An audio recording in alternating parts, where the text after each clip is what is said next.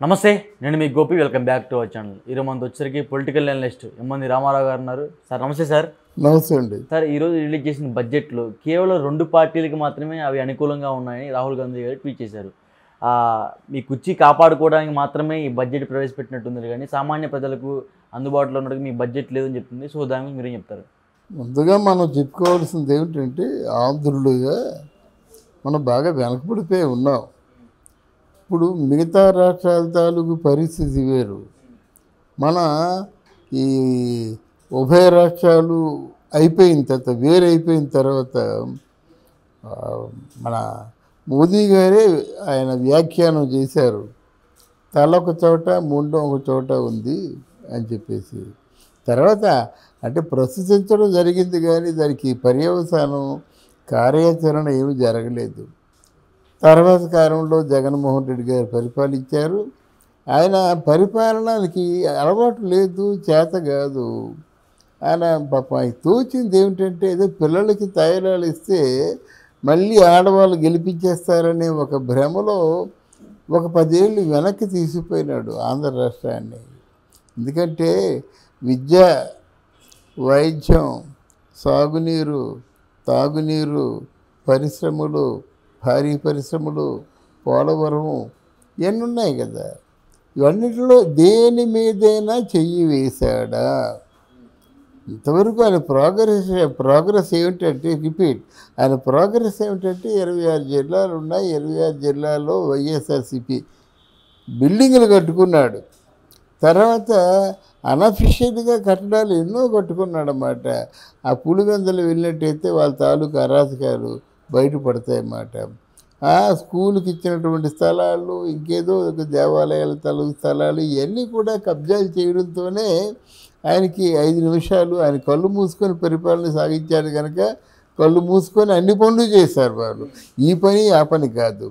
ఇప్పుడు మనము అంటే ఆంధ్రుడిగా, ఇప్పుడు సపోజ్ అండి, గుజరాత్ చాలా బాగుందండి, ఎవరికి కావాలండి?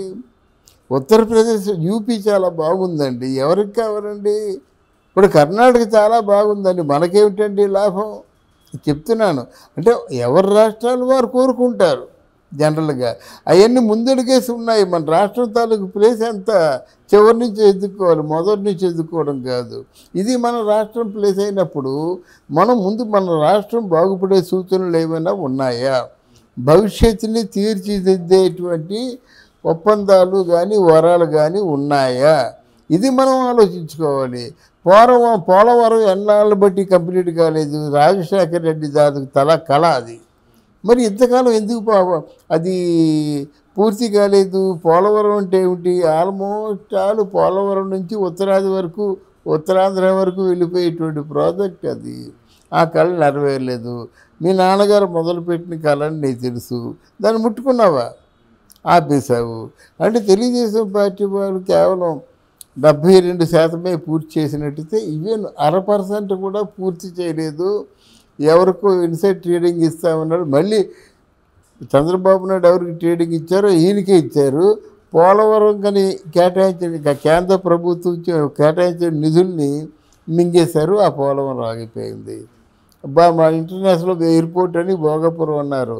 5 సంవత్సరాల్లో కనీసం నామమాత్రపు పర్యటన కూడా చేయలేదు. అసలు ప్రజల మధ్య ఎప్పుడున్నాడండి? అలాగే ప్రెస్తో ఎప్పుడున్నాడండి? అంటే ప్రెస్తో ఉంటే కొంతమంది నిర్మోహమాటంగా ఇది ప్రోగ్రెస్ ట్రాక్ కాదు, దీన్ని మీ ఆలోచన విధానాన్ని మార్చుకోమని చెప్పేటువంటి సామర్థ్యం ఉన్న వాళ్ళు ప్రెస్సే. కానీ ఇక్కడ కానీ హైదరాబాద్లో కానీ అక్కడ ఆంధ్రాలో అమరావతిలో కానీ వ్యతిరేక పార్టీలు ఏమన్నాయంటే, ఇచ్చిన 15,000 కోట్ల బడ్జెట్కు అది మనకి రావాల్సిన బడ్జెట్, లాస్ట్ టైం బకాయిలు ఇప్పుడు ఇస్తున్నారు, అంతకుమించి ఏమీ ఇవ్వట్లేదు ఆంధ్రప్రదేశ్కి అని చెప్తున్నారు. మరి అదే బడ్జెట్ తీసుకొని మీరు పోలవరం ప్రాజెక్టు పూర్తి చేయొచ్చు కదా. చెప్పేది మన రావాల్సిందే కరెక్టే. ఎందుకు తీసుకోలేకపోయారు? మీరు ఎక్కడ దొరికిన చోటల్లో అప్పులు తీసుకుంటారు. వీళ్ళు అలాగా అప్పులు పాలు అయిపోయే వాళ్ళరా, వీళ్ళకి ఎందుకని చెప్పడం ఒకటి. రెండోది ఏంటంటే, రాజకీయాల్లో ఏ వర్గం బాగుంది, ఎవరికి మంచి ప్రజల పట్ల గౌరవం ఉంది, ప్రజలకు ఎవరి పట్ల గౌరవం ఉంది, అది ఆలోచిస్తారు. కానీ నువ్వు కాఫీ తాగి బిర్యానీ తిని బీర్ తాగినా ఏమన్నారంటే, అప్పట్లో మాకు అంత ఛాన్స్ లేదు, ఎందుకంటే వాళ్ళకి అప్పటికి చాలామంది ఎంపీలు ఉన్నారు, మేము గట్టిగా స్వరం ఇప్పలేకపోయాం. ఇప్పుడు టీడీపీకి ఆ ఛాన్స్ ఉంది, గట్టిగా స్వరం ఇప్పొచ్చు, ఎందుకంటే మీరు సపోర్ట్ ఇవ్వకపోతే సెంటర్లో పార్టీ నిలబడదు అన్నట్టు వాళ్ళు చెప్తున్నారు. సో దానికి ఏం చెప్తారు? అలా కాదమ్మా, గట్టిగా స్వరం ఎప్పుడైపోతే నీ నీడను చూసి నువ్వు భయపడితే ఎలాగవుతుంది? ఇప్పుడు గట్టిగా మీరు 23 మంది ఎంపీలు ఇచ్చిన వాళ్ళు మీరు స్వరం ఇప్పపోతే ఇప్పుడు కూడా వీళ్ళు 18 మంది ఎంపీలు కానీ వీళ్ళు ఇప్పుతారా స్వరం? అందువల్ల అవన్నీ మాటలు పుక్కిటి పురాణాలు అండి. నోరు ఇప్పితే అబద్ధం.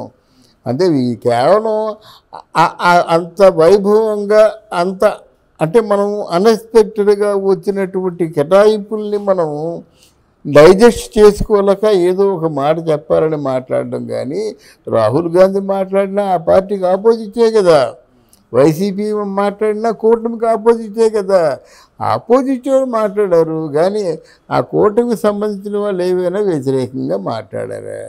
మహాప్రసాదం మహానుభావ అన్నాడు. ఎంత పవన్ కళ్యాణ్ కూడా నేను జీవితంలో ఎవరిని ఏం అడగలేదు, మొట్టమొదటిసారిగా మిమ్మల్ని అడుగుతున్నాను మోదీ గారు 1,00,000 కోట్లు కేటాయించండి ఆంధ్రకి అన్నాడు. 2,00,000 కోట్లు కేటాయించారా? మరి కేటాయించారు.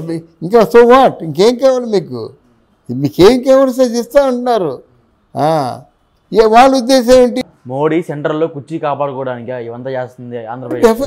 రాజకీయ లబ్ధి కోసమేనండి. ఎవరైనా రాజకీయ అస్తిత్వాన్ని పొందడం కోసమే. తర్వాత మొన్న ఏంటంటే ఆయనకి ఒక జలక్ తగిలింది, ఆయనకి ఓడిపోతాము అనేటువంటి భయం కలిగింది ఆయనకి.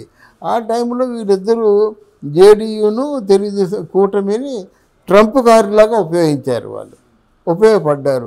వాళ్ళ పట్ల విశ్వాసం ఉంటుంది.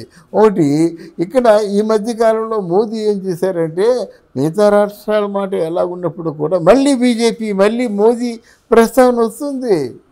ఒక్క విజయవాడలో మోదీ మా ఒక జస్ట్ మా రథయాత్రలా చేశారు చూసారా, అది చాలు. చెట్టు చీకటి ఓన్లీ డ్యూటీలు పట్టుకొని రథయాత్ర చేశారన్నమాట. విజయవాడ అంతా చేశారన్నమాట. అంత ఫాలోయింగ్ ఉంది మోడీకి ఈ రోజుని. తెలుగు వాళ్ళని బాగా ప్రేమిస్తున్నాడు ఆయన. ఈ గవర్నమెంట్లో అయినా సరే పోలవరం ప్రాజెక్ట్ పూర్తవుతుందా? డెఫినెట్గా పూర్తవుతుంది. ఇంతకన్నా గట్టి కాన్ఫిడెన్స్తో లాస్ట్ టైం గవర్నమెంట్ ఎట్లా చెప్పింది అంటే గట్టి అంటే పని తెలిసిన వాడు. మొన్న అంబటి రాంబాబు ఒక జోకేశాడండి. పోలవరం ఆయన వెళ్ళాట, బాగా పరిశోధకుల చేత కూడా బాగా పరీక్షించి ఇంకా పోలవరాన్ని ఏమి చేయలేమని వాళ్ళు చెప్పేశారట. దాన్ని సగర్వంగా ఏం చెప్తున్నాడంటే పోలవరం వల్ల ప్రయోజనం లేదు అని మొట్టమొదటిసారిగా చెప్పింది నేనేం చెప్పాడు. ఎందుకంటే వాళ్ళకి ఏమీ తెలియలేదట, నాకు ఏమీ తెలియలేదనేటువంటి పెద్ద జోక్ వేశాడనమాట. ఎందుకంటే భారీ పరిశ్రమలు ఇరిగేషన్ శాఖ మంత్రిగా ఉంటూ ప్లాన్ ఆఫ్ యాక్షన్ ఏంటో తెలియాలి కదా. ప్లాన్ ఆఫ్ యాక్షన్ తెలిసినవాడు Chandrababu Naidu. Plan of action తెలిసినవాడు కాబట్టి ఒక 2 సంవత్సరాలకు సరిపడే బడ్జెట్ తెచ్చేసుకుంటున్నాడు. మరి నువ్వు వెళ్ళావు కదా, అడిగితే బాగుండదు. నీ సొంత ఇంట్లోకి అడుగుతున్నావా, నీ రాష్ట్రానికి అడుగుతున్నావు.